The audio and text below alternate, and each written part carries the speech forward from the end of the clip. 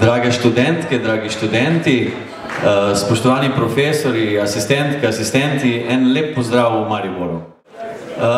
Jaz sem pravnik po poklicu, ampak sem imel to nesrečo, da sem se cela študentska leta družil z FDV-jevci, s politologi.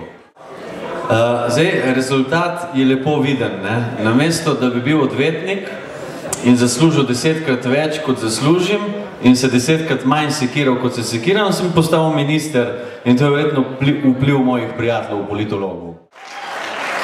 No, ampak ne glede na to, moram vam iskreno povedati eno stvar, da namesto, da sem tečen pravnik, so mi politologi, vaši kolegi iz FDV-ja, moji prijatelji, zelo odprli oči, dali veliko širine, ki je sicer ne bi imel, in si štejem za privilegij, da sem svojo študentska leta preživljal z politologi. Vam želim eno prekrasno bivanje tukaj v Sloveniji, da boste imeli veliko od okroglih mis, od žura in fajn se imejte. Jaz sem prepričan, da v teh dnevih se boste dobro počutili v našem univerzitetnem mestu. Maribor je odprto mesto. Maribor živi z srcem za Maribor, s srcem za Slovenijo, za Evropo, pa tudi za vas.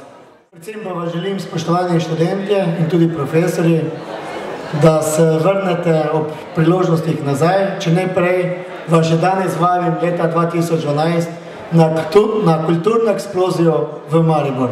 Dobrodošli in dobro počutje v mesto. Če sem prav razumel, je to, odkar je Slovenija samostojna država, prvi takšen dogodek. Vidim izjemno veliko število mladih ljudi, izjemno energijo. Jaz sem tudi povedal prej v svojem pozdravnem nagovoru, da sem preživel svoje študentske leta s politologi, kar je očitno rezultiralo v tem, da sem šel v to smer malo v politiko. Tako da ne, mislim, da je to za Maribor in za te študente, ki so sem prišli, ena izjemna priložnost, tako za Slovenijo na eni strani in za njih na drugi, da jo spoznajo.